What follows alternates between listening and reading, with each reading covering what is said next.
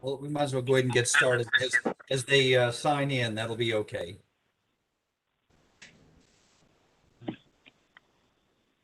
Well, ladies and gentlemen, welcome to the first and only virtual Northern Hills Homeowners Association meeting that we've ever held. We're so pleased that you've taken the time to show up this evening. And we'll actually put out some more information later on that'll explain how, if you didn't catch part of the meeting, you'll be able to see more of it later on. So we'll be giving you that information as well. We've got quite an agenda ahead of us this evening. Besides the 2021 scholarships, which we get to announce in a few minutes, we're also going to learn all about from a very famous plumber how it is you take care of your pipes when everything freezes over. And all of us suffered that. So we'll get to hear from Paul Kissling about that. And if everything works out okay, we'll hear from Rick Murta. He'll be signing in and talking to us about our yards and what's happened with all those dead trees and plants and what we're supposed to do. That should be really interesting. We'll also get a chance to hear our recently re-elected city councilman, Clayton Perry. Councilman Perry, we're so glad that you're able to join us this evening. And Thank you for the invitation. you bet. And if everything goes well, we'll have a little bit of time to talk to Officer Grant, who all of you should know is our safe officer. And also, we're going to get an update, believe it or not, from the city about what's going on Thousand Oaks. That bond project has certainly been a challenge. So we'll all get to hear about that too. So it's interesting. All right, we'll begin the meeting now with the Pledge of Allegiance. I pledge allegiance to the flag of the United States of America, United States of and America, to the republic to for the which republic for which it stands, one one nation, under God, indivisible, indivisible, with with liberty and justice for all. justice for all. Honor the Texas flag. Flag. I pledge Pledge the allegiance allegiance to to Texas, one one state, state, under God, under God, one and one indivisible. indivisible.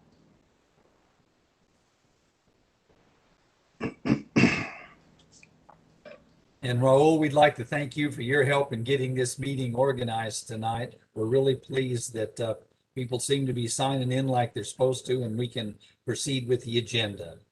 To begin with, what we'd like to do is make the announcement about our 2021 scholarships. Congratulations to our Northern Hills High School seniors who will be graduating this month. We are proud that our neighborhood, with the help from Zachary Corporation, can present scholarships to 2 high school seniors.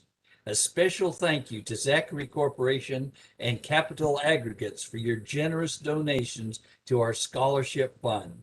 Derek Thorington, plant manager of Capital Aggregates, representing Zachary Corporation, usually attends our meetings to present these scholarships. So here we're having to do it virtually. Our scholarship winners for 2021 are Liberty Davidson and Jordan McKinley. Now look carefully on the screen and I'll show you a photograph of, first of all, Liberty Davidson. She is the daughter of Maria and Kenneth Davidson. Liberty will graduate summa cum laude from James Madison High School this month. She plans on attending the University of Texas in Austin and major in advanced nutritional science. Her career goal is to attend medical school. Our second scholarship winner is Jordan McKinley. Here's Jordan's picture. She is the daughter of Veronica and Mitchell McKinley. Jordan will graduate summa cum laude from the International School of Americas. She plans on attending St. Mary's University and major in English, and Jordan plans on attending law school. Jordan is a member of the National Honor Society Interact Club and has 350 verified hours of community service. To both of these ladies, I want to say congratulations. We're very, very proud of you. And I'd also like to thank the chairman of our scholarship committee, Jan Hadley, who's done a great job of collecting this information and organizing our scholarship program. So Jan, thank you very much. We all really appreciate your service too. And again, congratulations to both of our winners. Moving right along, first speaker on the agenda will be a well-known name in Northern Hills, Paul Kissling. Paul, welcome aboard. You have the floor. Good evening, everyone. I am Paul. I'm Paul Kissling. A lot of you know me. A lot of you don't know me. And those of you that I do know, I know because you call me. And but I'm a plumber of 48 years, and people say, oh, you must know everything. And I don't. I only know 48 years worth. So, but I am a neighbor. And so getting right to what Mike wanted me to talk about was everybody knows that the North Pole got a little closer to us this year.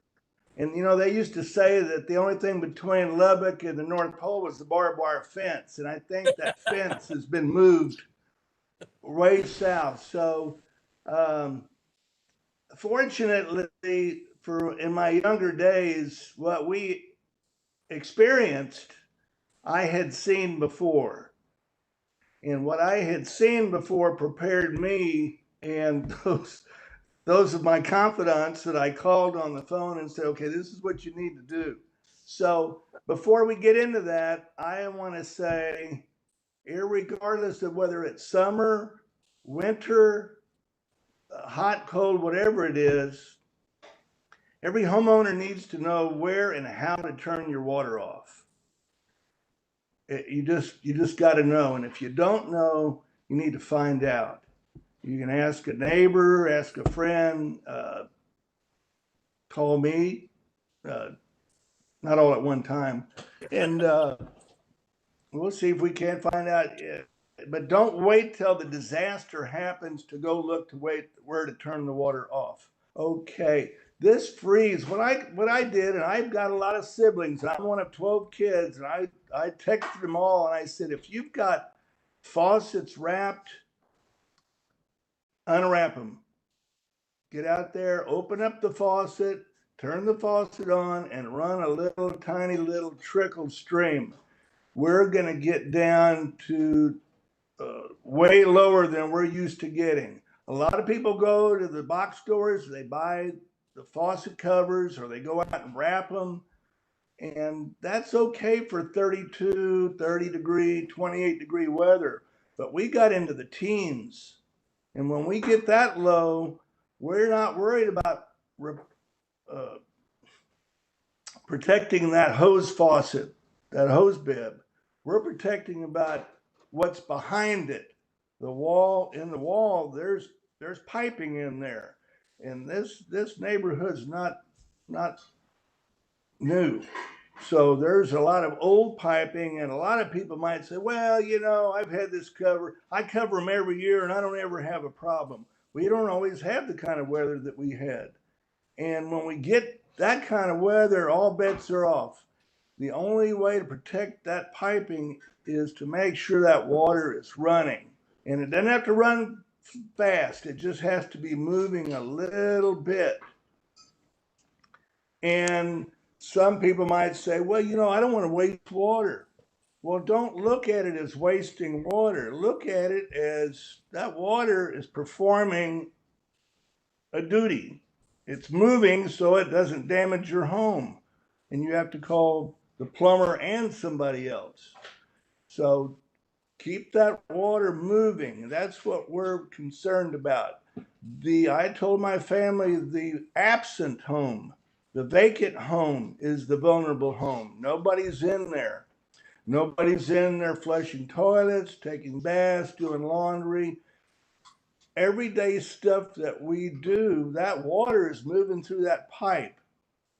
Maybe not all at one time, but as long as it's moving every now and then, you're going to be okay. If you got your outside faucets trickling a little bit too. Now, if you've got some upstairs bathrooms, or if your home, if you've got exterior piping on the outside walls of your house, what I mean is the exterior on the inside, but on the other side of the, say, a lavatory or toilet is the outside of the house. You want to make sure that you run a little trickle in there too. When it gets cold like that, open cabinet doors, let the warmth from your furnace warm the piping in there. But the vacant home is the one at risk because no one's there, and no one's there to look after things. Now, another thing is you might have water in the home and somebody calls you and says, "Hey, did you drip your faucets?" And you go, "Oh, I forgot." And you run outside and you try to open a faucet and it's frozen. Well, don't go get a blow dryer. Don't use anything electric. That's not good. Ever use anything electric. So go get you a glass of maybe tepid water, warm water, or just room temperature water from the tap. Go out there and pour it over the faucet.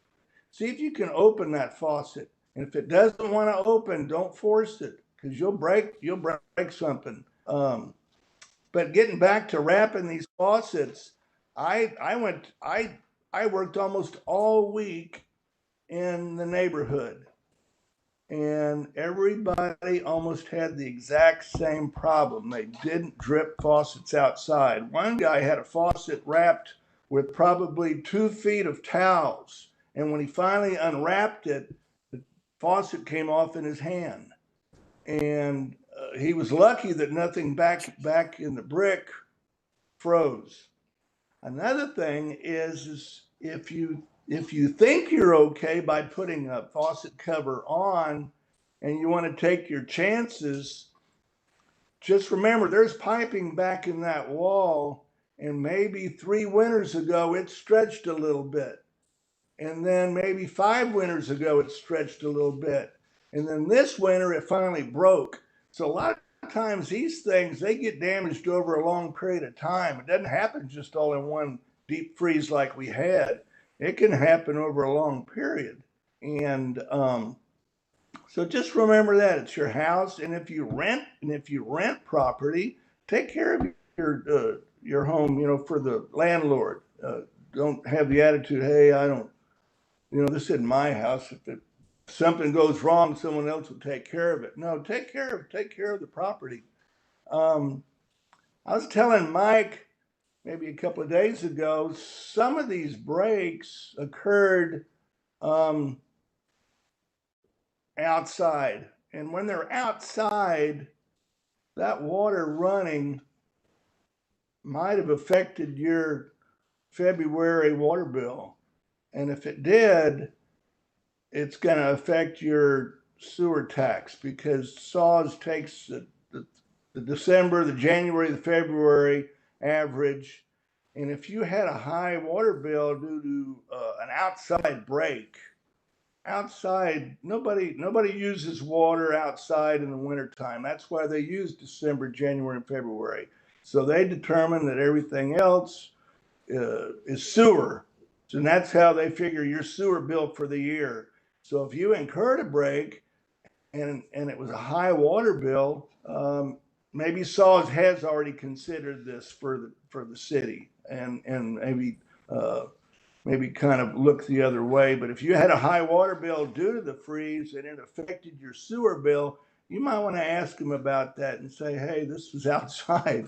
It shouldn't be part of my annual sewer average." And I guess the other thing I wanted to talk about was a lot of these houses in the neighborhood were not plumbed for water softeners.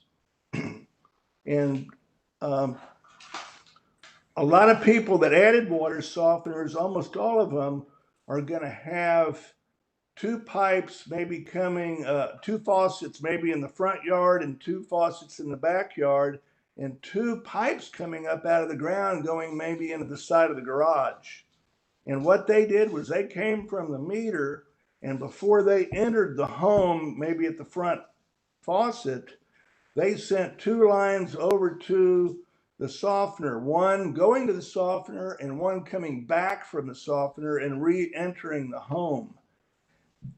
That exposed piping needs to be covered up the best you can in these extreme temperatures. 30 degrees, 28 degrees, again, but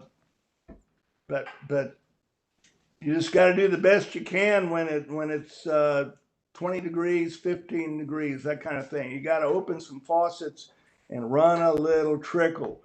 Now, if you run a little trickle and go in the house, come back out maybe in an hour or two and look. Sometimes that little trickle will slow up to a drip and maybe even stop entirely. Open it up a little bit more and make sure you've got it moving.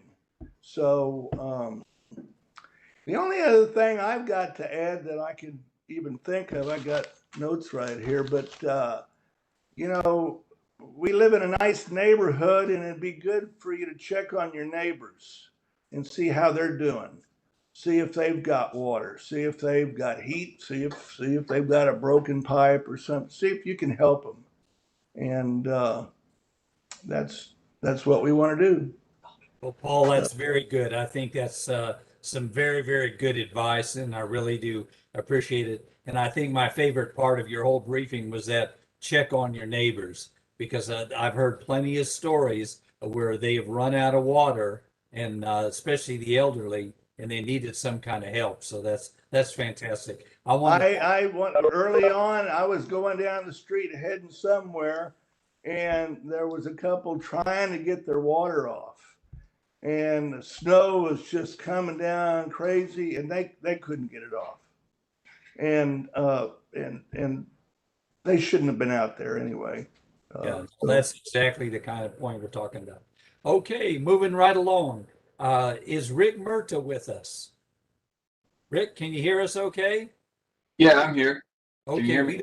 we don't see your picture yet. There he is. Okay, we're Hello, glad you're everybody. on board. Thank Okay, you. yeah, ladies and gentlemen, our next speaker is Rick Murta, a gentleman who knows a little bit about plants and trees and things like that, and he's going to talk about recovering from this terrible freeze that we had. So, Rick, the floor is yours. Thank you, Mike, and hello, everybody. Thank you for your time. Obviously, the storm did a lot of damage in the area. A lot of us were affected by that.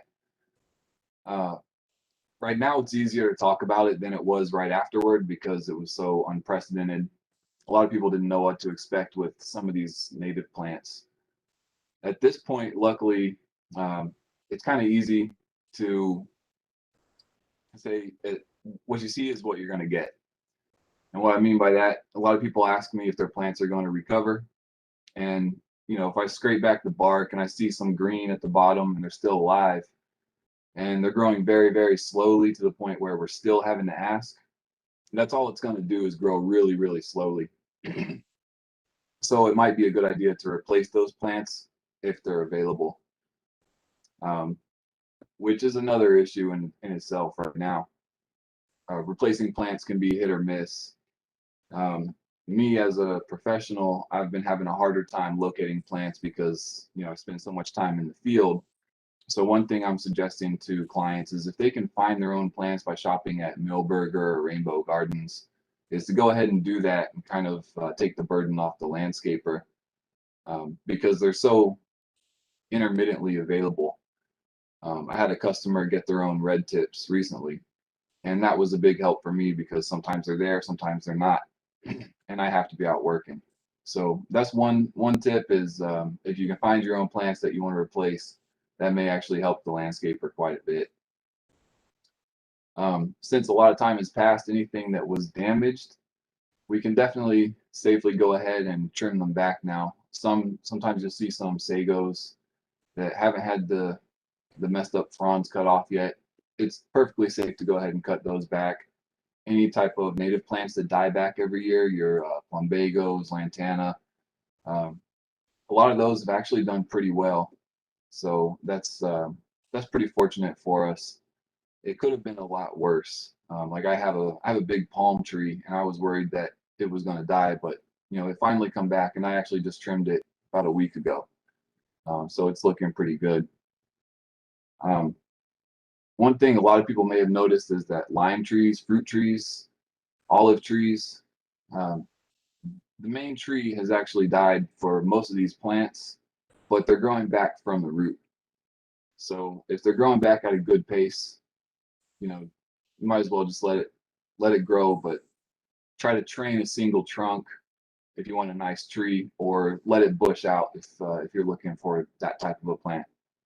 Um, I'm not sure if anybody had any particular questions about trimming trees, trimming plants, etc. If anybody does, feel free to ask. Well, Rick, thank you very much. I think one of the big ones has to do with that idea of trimming. And isn't it so that there are certain ones you should not be trimming at this time of year? As far as oak trees go, you definitely want to save that for at least after July because of the oak wilt for sure and the beetles. Um, my best recommendation always though is, unless it's an emergency, save oak tree trimming for at least October and November. Um, Winter is the best when the sap is all in the roots. It doesn't attract bugs, and it doesn't shock the tree as much. But another thing too is, especially in the summertime when you trim virtually any tree, they're growing very aggressively at that time. And when you make nice clean cuts, that encourages growth from those locations. So you can get a really messy looking tree if you trim it in the wrong at the wrong time of year. So not just oak trees, but all trees are typically better. Some have exceptions, like magnolia trees. You can only trim them a very, very short window throughout the year. But in general, most of our trees, most of them are native trees in the area. Um, if they need to be trimmed in an emergency situation, it's fine. But yeah, we want to wait till fall and winter. Very good. Okay. Let's see. I got one other question came in, and that was on lawns, and I'm sure you get that all the time, is what is the best way for people to repair, fix the lawns that they've received pretty serious damage? That's a tough one because each lawn you have to evaluate individually. But unfortunately, what I've seen with the lawns that have taken the most damage is that it just completely fried the roots and everything. So um, most of the people I've talked to, there's nothing left to work with and try to rehab. So bringing in new sod is the best option for a lot of people. And of course, sod has been in very high demand and hard to get a hold of as well. So um, patience is key right now, as you can imagine as well. Landscapers have been postponing sod jobs for months now. So now that it's coming available, we're all just trying to catch up with a very long list of people that need new sod. That's another one of those things that it's starting to become more available as time goes on, and if clients can get a hold of their own sod and have it delivered, sometimes that can make things easier. Right now, if you talk to any landscaper, we've all been having a heck of a time this year. Um, just getting slammed with calls and business. Everybody wants plants and sod that's just not available, and all of a sudden it's here. So anything that a customer can do as far as offering help to coordinate things like that, it's very useful right now. Well, very good, Rick. We really appreciate your time tonight. Uh, Paul Kissling is kind of our doctor for plumbing, and people call him with their questions. And I guess now, just to warn you, you're going to be getting a lot of phone calls from people asking advice about things about their yard. So thank you very I'm glad much to for help. being here tonight. Thank you, Okay, Michael. moving right along. On our agenda, we now have Councilman Clayton Perry is with us. And Councilman Perry, welcome aboard again. And first of all, let me thank you for all your remarks last night at the Alliance meeting. I think that was really helpful. But I have a feeling we've got some people listening here tonight, watching tonight, that would like to hear some of those words too, as well as anything new you have to say for this area. Absolutely. Thank you, sir, for the invitation. I really enjoy having this communication with Northern Hills. I consider Northern Hills one of my strongholds, and I really appreciate that. And I appreciate everybody that voted for me to put me back in office for another 2 years. And even if you didn't vote for me, I'm out there. I'm happy to help and serve everybody within District 10. And if you know me at all, you know that my priorities haven't changed. My top priorities is our safety and security, having the right amount of police officers and firemen out there, our infrastructure projects, making sure that our roads and drainage are being taken care of, and finally our property taxes, trying to do something to keep our property taxes lower. Instead of these astronomical increases that we seem to be getting every year, and trying to raise our homestead exemption so that sticker shock isn't quite that large every year. So those are my top three priorities. They're going to still be the same, and I'll work to do what I can to make those things the top of the city's priorities also when it comes time to start working on our budget for this next year as well. But I'm happy to be back. I got a great team. We're sticking with the same team. They're doing an excellent job for everybody out there. And if you don't know it, we've actually been working out of the office because of this COVID thing, but we're moving back to the office. We're going to have a staggered schedule there. So I hope people get an opportunity to come by and visit them. We're in the Catholic Life building on the 5th floor, so come on up and visit with us. We're gonna move back here soon, probably in mid-June. We've got a few things to take care of there in the office first, but we're moving back and opening up our presence there in the building. It isn't that we haven't been working. Let me tell you, we've been working the same amount, whether we're there in the office or here at home. We still answer the phones. We get back with you. We let you know the status of your issue. So I've got a top-notch staff, and I'm really proud of them and how they serve you on a day-to-day basis. Let's see, a couple pieces of big news. We're going to start meeting at the tool yard again. For those that might have heard that on the NNA meeting, we're moving back to the tool yard. I've gotten so many comments over the last year. When are we going to go back? When are we going to go back? So we worked it out with the city, and our first meeting there will be on June 21st. So put it on your calendars. Come on down to the tool yard. We're going to have a great meeting, and we'll have a surprise there for everybody also. So I'm not going to tell you what the surprise is. I'm not going to give you a hint about it, but please show up and enjoy the time together. I know it's going to be great because everybody just wants to get back to that personalized touch again of seeing each other. And I'm sure that Joe Alexander is going to make a great cookies and brownies and bring them to the meeting as well. So hope to see everybody there.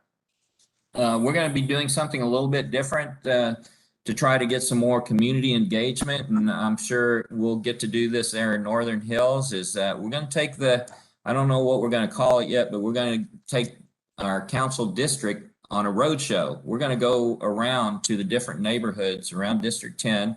We might have some kind of like a food truck or something like that, or something to attract the neighbors to come on out and let me know what y'all's concerns are or comments, and I'll say a few words and just have some community events out there. Kind of the same thing as our National Night Out type of thing, but something that I'll host and try to get out and generate some more interest in getting volunteers and attendance at our community meetings out there. They're very, very important. And speaking of that, y'all should all know that I have a newsletter. If you don't know that, call the office. They'll get you signed up because we put a lot of information on in the newsletter. And if you don't know how to sign up for that, call one of the staff in the office or call 210-207 7276. That gets a direct line into Cynthia, and she can help you out right away. We have Fiesta starting again this year, and we've done it every year except last year because everything shut down. But we're going to do a Fiesta event again up there in our, oh, my cuckoo clock is going off. You can hear it in the background? Yeah.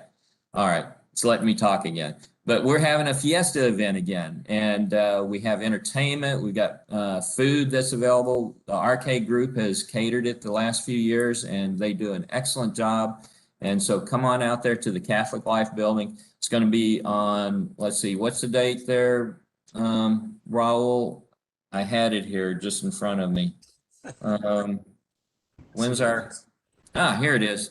We're going to be having it on the 14th of May. No.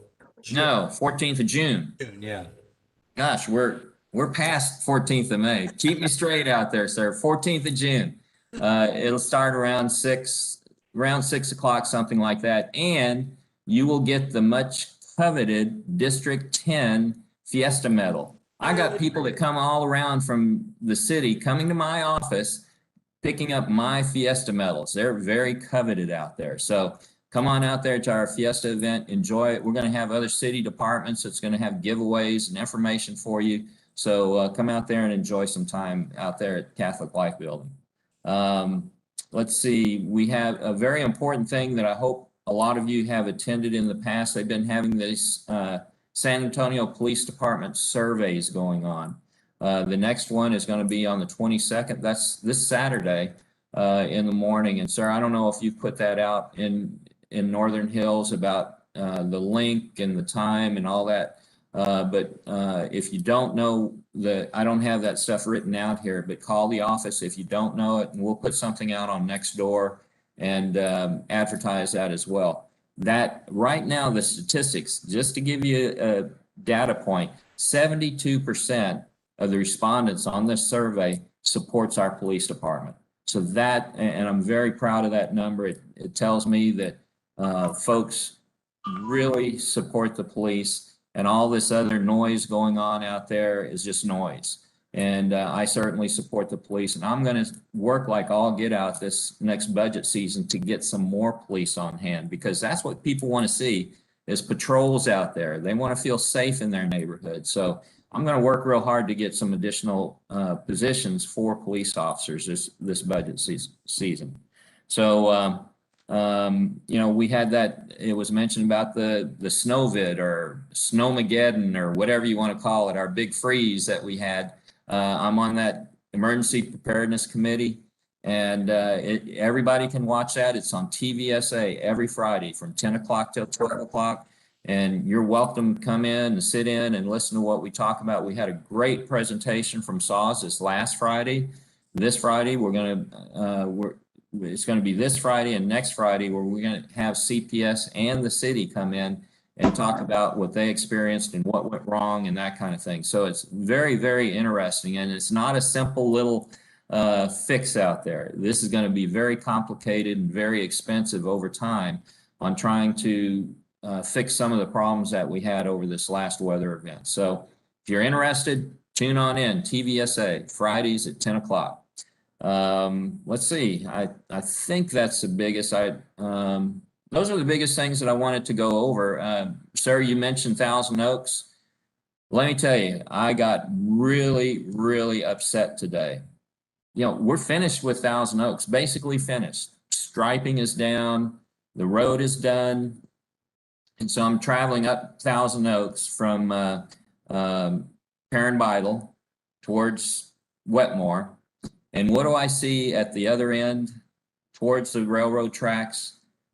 A backhoe digging a huge hole in our brand new road. I was so mad I could spit nails out there. That's something that I called Robert Puente right away, and I said, what in the world is going on?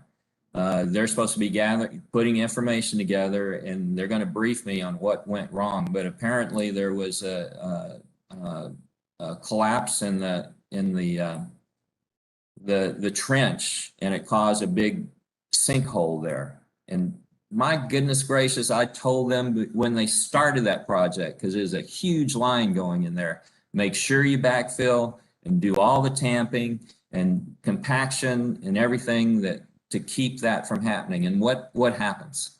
As soon as they get finished with the road, the thing sinks. And I'm telling you, I was mad. I was fit to be tied today. So anyway, I'm going to get to the bottom of this, what happened and who screwed up. They say, don't worry, they'll fix it, but that's not the point. You don't dig into a brand new road like that and create areas for water to penetrate that road. That's what makes roads fail, is water penetrating through cracks and things like that gets underneath the pavement, and you get the cars and trucks going over it, going up and down, the pumping action. That's what creates the big road problems. And here we're cutting it right after we finish it. So, man, I'm mad. I'm mad about that. So more to come on that. But basically, the road is finished now. There's one section, and if right there at the railroad tracks, there's a railroad easement that goes along, and they stopped it about 150 feet before they got to the railroad easement. And I said, wait a minute, why didn't you take it all the way up to that area? And I'm not going to say who, but somebody made the decision to stop the paving short of where it should have gone to be able to pay for some other areas further down on the road. And I said, what? That should not have happened either. Here we got another place that water can get under because they stopped it before where they should have ended it. And I'm just livid about that also. And now they're going to go back and mill and overlay that portion that they didn't finish right there at the railroad track. So, just more buggeration. They're going to have to close down the roads again to do that portion. And they claim they can get it done in one day. You know how that goes. So anyway, I'm not happy with this project, and this isn't over with yet because we're just starting on another project there on Bulverde. You might have seen they're taking out undergrowth. They're moving the power lines. That road is going to be expanded also, kind of like it is down on Bulverde down there by Redland Road, where it's 4 lanes with a median. We're going to do the same thing on the next phase of that project. So, boy, if they do something like that on Bulverde, I don't know what I'm going to do. I don't know. I'm going to have to think up something good to do for that. But anyway, I'm not too happy about Thousand Oaks. So I just heard you mention about Thousand Oaks and wanted to say what I feel about the project right now. But those are the major inputs. I hope that everybody's gotten a chance to go shop at the new Ace Hardware there. Fantastic store. If you haven't, go by and see it. It's right next to, it's down the road a little bit between Jones Malsberger and close to Eden down in that area. So if you get a chance, go visit them. They're opened up, provide a great service to our neighborhood here. Instead of having to go all the way down to Home Depot or Lowe's, you can stop right there on Thousand Oaks and do some shopping there. Well, those are the main items I wanted to talk about tonight, sir, and be happy to answer any questions. Well, very good, Councilman Perry. We really do appreciate your input. Fortunately, Chris and Sean are here tonight to talk a little bit more about Thousand Oaks, and we'll be getting to them in just a few minutes. But we really do appreciate your time and the idea that you've got the big picture look at this part of our town and making sure that things are going to be running smoothly. So we certainly appreciate that. And once again, congratulations on your reelection. I'm glad that went as smoothly as it did, and that you're not suffering the runoff that is happening in all of those other districts. That's just unbelievable. It really is. Okay, moving right along. Is our safe officer still with us? Officer Grant. Officer Grant, are you there? Okay, looks like he's faded out. Somebody wake up Officer Grant. We want to talk to him. But let's go ahead and go on to Christopher Alonso and also to Sean Beavis and talk a little bit more about Thousand Oaks in this bond project to try to improve it. Gentlemen, can you hear me okay? Yes, thank you, Mr. Gelger. Okay, Um, go ahead, yes, Chris. the status of Thousand Oaks, as Councilman Perry said, is that we had some bad news kind of developed at the last Wednesday where we had the sinkhole that developed there, the trench failure, and saws did go out. They had their contractor go and do the corrective efforts today. Yeah, it was certainly unexpected, and it was very disappointing since we were so close to the end. We had just laid final asphalt, and it was the end of the project. As Councilman Perry said, we are going to try and, I guess, follow up with saws. I did see that the pavement was repaired today. I'm going to go look at the quality of the paving tomorrow. Obviously, the rain kind of put a damper on that this afternoon. But yeah, we will certainly follow up.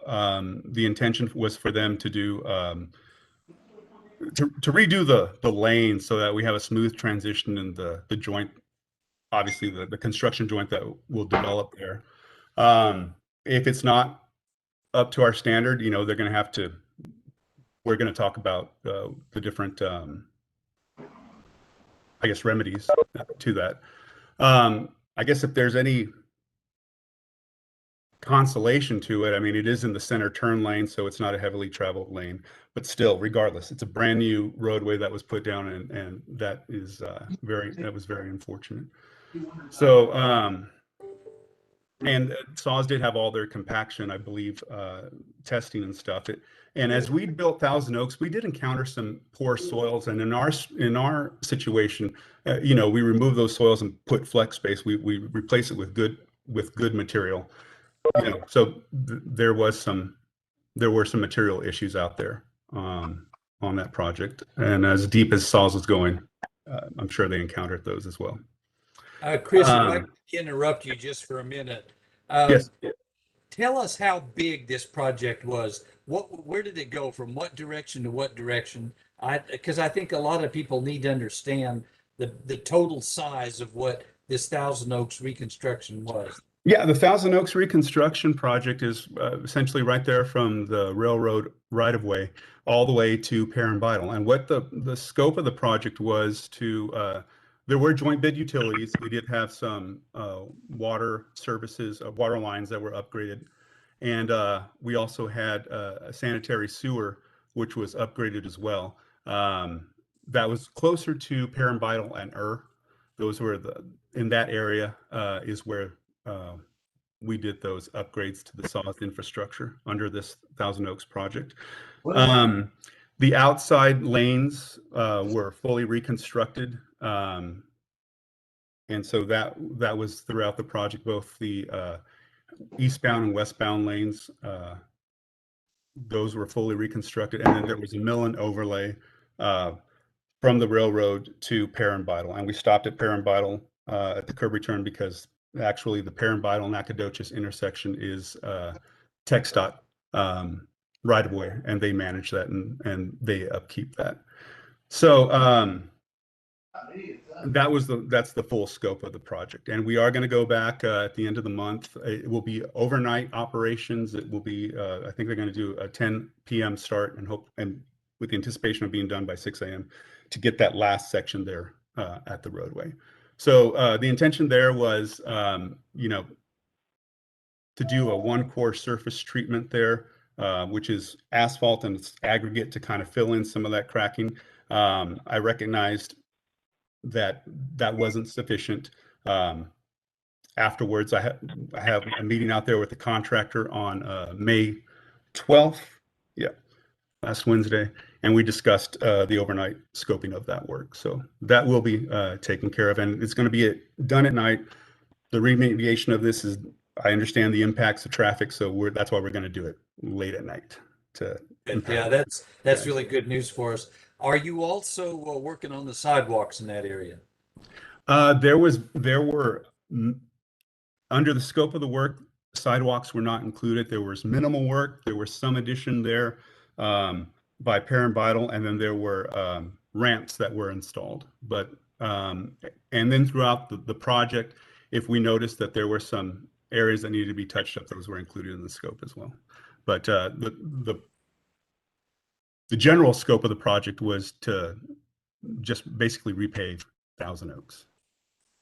The one concern I keep getting calls on is the entrance and exit for the senior center there at Thousand Yeah. Oaks. Yeah, is there anything from a traffic safety perspective we can do to protect more mature drivers in that area? Right, I understand. Yeah, when you sent that concern, I wanted to get a little bit more information on that because I wasn't aware of it. So it's really a traffic issue that you're concerned about, that drivers exiting onto Thousand Oaks, which Thousand Oaks newly paved. I'm sure drivers are going up faster. So that wasn't included in the scope. That's something that we'll need to take back to our traffic guys to see if they can do a study there and what can be done to kind of fix that situation. Right now, I don't have the answers, but it's something that we can take back to our traffic division within Public Works.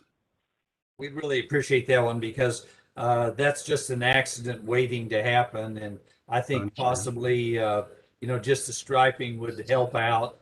And I don't know if we need to look at lighting or something like that, but something else possibly needs to be done.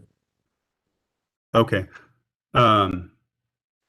Okay. So I'll have the experts in traffic kind of make that determination. So you're looking at striping issues and then also maybe additional lighting in that area.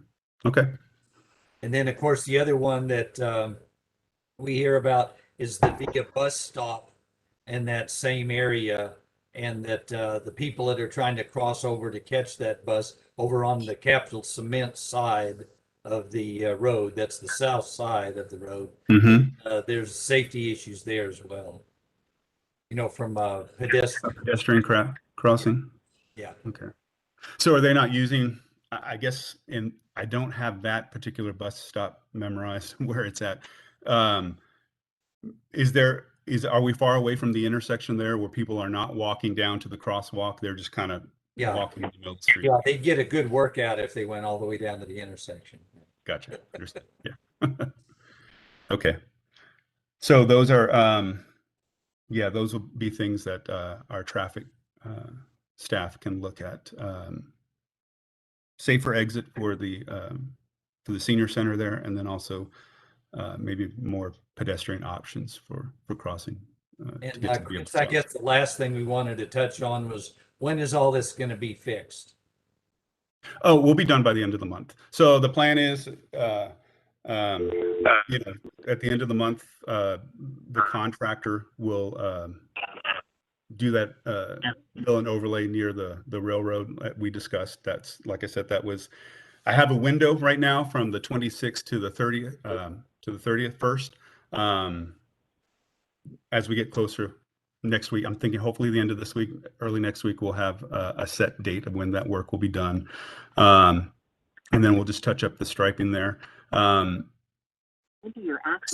we will be out very soon. Okay, very good. Well, thank you very much, Chris. We really do appreciate your time. We're sorry that Sean was unable to join us tonight, but I think you gave us some very good information. Councilman Perry, you and I can drive down the road at the end of the month and see what it all looks like. Mm-hmm. Oh, you can trust that I will. And forgive me, guys, but I am on. Chris is just doing such a great job that I didn't want to interject or interrupt. So, but this is Sean Bove, and I am definitely on, and it was definitely paying attention, and we'll assist Chris in making sure we get some of those concerns addressed and looked at from our traffic department. Yeah. And I'm sorry, I didn't really kind of touch upon the current work that they're doing, because I know you've probably seen like various lane closures, and that work is so that the contractor can kind of level the valves and the manholes. They need to kind of cut a circle out of the asphalt, and when we go back with Class P concrete, which is a pavement rated strength, and it's formed up, rebar is placed in there, so it's reinforced, and then it needs the cure time. So you might see like a lane closure and not see anyone there. That's because the concrete's curing. But that's the process that we have throughout the city, is that we lay the final asphalt and then we go back and kind of do all the valve and manhole adjustments. Very good. Thank you, Chris. And Sean, did you have any last words, anything else that needed to be mentioned? Not necessarily. Like I said, definitely work closely with Chris. I think the council office is aware that Chris Perez was actually the capital projects officer for the majority of this project. And yeah, I'm coming in and filling in with him. He moved to a new position within the city.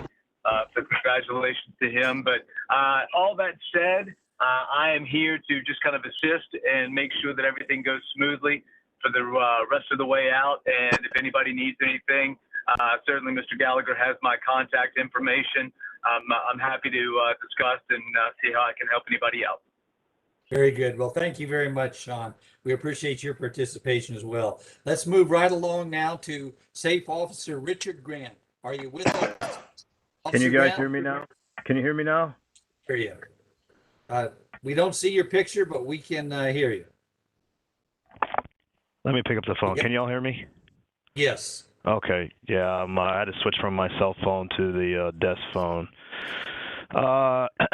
First of all, thanks for having me. Sorry for the technical difficulties here. Just let you guys know that I'm sure everybody wants to talk about Scarsdale. That's the only issues that I've been having. As far as the complaints that's been coming into the office is the speeders on Scarsdale. From time to time, I'll put a radar trailer out there, or I'll sit there and run traffic and watch the golfers play golf most of the time. But other than that, I'm still here. If you guys have any questions, concerns, or anything suspicious going on in the area, I believe my number and my email is on the Northern Hills newsletter. So feel free to give me a call anytime or send me an email. I have a lot of people that send me videos of all kinds of things. I'm not going to get into that right now, but some of them are pretty interesting, but we can try to do our best. If it's not a police issue, I can definitely direct you in the right place to get you whatever help that you need. Other than that, if you guys have any questions, feel free to ask me. Well, Officer Grant, the one that I keep getting more and more of is with our wonderful COP program. We're just looking for the opportunity to send our volunteers to class. And Great. I think it's something we need to really pressure SAPD on, is to make sure those classes start happening again. Right. We have, I believe they're going to get ready to start up again. Officer Snyder is our lead on that on the COP. I can get with her and find out when the next class is, and I'll definitely email you that date. The more people we have on COP, the better. Honestly, the more people out there, having eyes on their neighborhood helps our job tremendously, because we usually get information from them first of what's happening in the neighborhood, and that gives us a basis to what to work on. It just makes our job a little bit easier. But I can get you that information as soon as I talk to Officer Snyder about it. Very good. Well, I'll tell you, Officer Grant, we really do appreciate the time that you spent in protecting our neighborhood. And I know that the other neighborhoods around us feel exactly the same way. And please tell my good buddy, Chief McManus, that we want the Safe Officer program to continue. We think it's very, very important to the neighborhoods, along with the COP program. I think both of those are ones that we've got to have, just so that everybody feels safe. Yes, sir. I agree. I'll go ahead and do my best to forward that information to the chief for you. If anybody sees me rolling around, feel free to stop me, wave, talk shop. Don't be discouraged by my face. I'm really a nice guy. Some people get discouraged by the way my face is sometimes. I'm just thinking. It's all good. Very good. Well, thank you very much, Officer Grant. Now I'd like to take a moment to say thanks to all of our presenters tonight. This was a lot of information. I hope that everybody who is watching this evening took very good notes. And if you missed anything, of these brilliant comments, I just want you to know that we're going to give you the information on how you can watch this entire program again. And Roll, it's on YouTube, right? Isn't that the way you're supposed to say it? Yeah, we'll be sending out that link to you so that you'll be able to watch it. And before I close up, though, I just wanted to recognize all of those volunteers who turned out recently for our neighborhood cleanup. You guys really worked hard. And I'll tell you, I had the opportunity, along with our Vice President, Milt McFarland, to drive through the neighborhood for our COP. And we noticed how cleaned up everything was. It was absolutely beautiful. And it was because of that cleanup program. All those, they said we had over 82 different times people brought stuff over to the city truck to dump it off. So you just know that the place is a lot cleaner than it was. And I'd like to recognize Kathy Green for her leadership in putting that together. I think that's something that we can all be very, very proud of. Okay, the other thing to write down now is our next meeting is August 17th. The venue has not yet been determined, but something tells me we're not going to have to do one of these virtual meetings, that just like Councilman Perry's meetings, we're going to be able to get to do them live. So we'll be giving you that information as well. So with that, we'll close up our meeting tonight. We're adjourning at 8:26, and I'd like to thank everyone again for their participation and wish you a pleasant evening. Good night, everybody, and thank you for coming by. Bye-bye. Adios.